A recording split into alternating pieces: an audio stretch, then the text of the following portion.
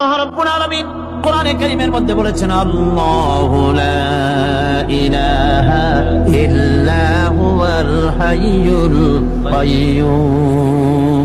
কোন সূরা আছে? কোন আয়াতে? আয়াতুল কুরসি। পড়তে ইচ্ছা করে না? পড়েন আমার সাথে। আল্লাহু লা ইলাহা ইল্লা হুয়াল হাইয়ুল কাইয়্যুম। আল্লাহ হচ্ছেন তিনি যিনি ছাড়া কোনো উপাস্য নাই, কোন ইলাহা নাই, কোন মাবুদ নাই যিনি ছাড়া, আর কোন ইবাদতের মালিক নাই।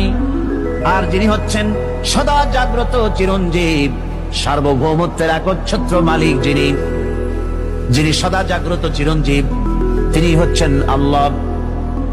এখন কেউ যদি বলেন আল্লাহ অক্ষর কি, এক একটা অক্ষর বাদ দিয়া আল্লাহরে চিনায় দেন, তাও চিনানো যাবে। আল্লাহর প্রথম অক্ষর যদি বাদ দেন কি থাকবে? কোরআনে কারীম বলছে তা নিয়েও বোঝা যাবে। লিল্লাহি মা ফিস সামাওয়াতি ওয়া মা ফিল আরদ। আল্লাহ হচ্ছেন তিনি যার জন্য আকাশ আর জমিন, আকাশ এবং জমিনের একচ্ছত্র মালিক। এর মাঝখানে যা কিছু আছে সব কিছুর মালিকানা যার হাতের মুঠায়, তিনি আমার আল্লাহ। তিনি কে? আল্লাহ। এরপরে যদি বলেন আরেকটা নাম ছেড়ে দেন, আলিফ সাল্লাম একটা নাম ছেড়ে দিলাম, তাহলে কি থাকলো? লাহ থাকলো, দুইটা অক্ষর থাকলো লাহু। এই লাহু দিয়েও আল্লাহ রব্বুল আলামিনের সিফাতকে, তার গুণকে বোঝা যাবে।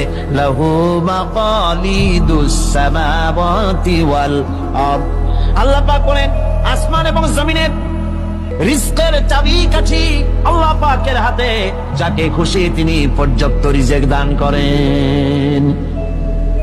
কেউ যদি বলেন লামটাও ভালায় দেন, লামটাও ছেড়ে দেন, দিলাম নাম একটা ছেড়ে, থাকলো কি? একটা অক্ষর থাকলো হু। এই হু দিয়ে আমার আল্লাহরে চেনা যাবে।